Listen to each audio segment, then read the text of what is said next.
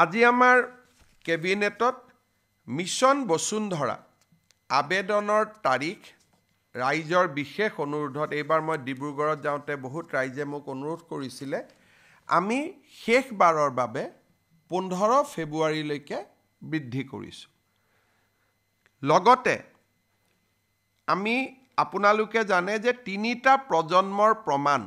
বসুন্ধৰাৰ কাৰণে schedule tribe schedule caste T tribe আৰু গোৰ্খা লোকসকলে দিব নালাগে কিন্তু মৰাণ আৰু মটক সমাজৰ পৰাও মোৰ ওচৰত প্ৰতিনিধিত্ব আহিছিলে যে আমাকো তিনিটা প্ৰজন্মৰ প্ৰমাণপত্ৰ দিয়াৰ আওতাৰ বাহিৰত ৰাখিব লাগে আজি আমি কেবিনেটে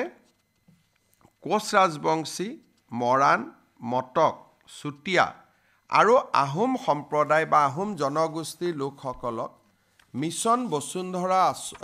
আঁচনিৰ বাবে প্ৰয়োজনীয় তিনিটা প্ৰজন্মৰ আবেদনৰ পৰা তেওঁলোকক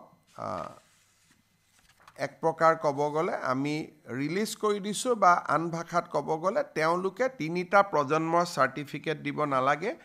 ST SC আৰু গোৰ্খা তথা টি গাৰ্ডেনৰ লোকে যেনেকুৱা সুবিধা পাইছিল তেনেকুৱাই সুবিধা তেখেতসকলেও ল'ব পাৰিব কোচ ৰাজবংশী মৰাণ মটক চুতীয়া আহোম সম্প্ৰদায়ে এতিয়াৰ পৰা আৰু তিনিটা প্ৰজন্মৰ চাৰ্টিফিকেট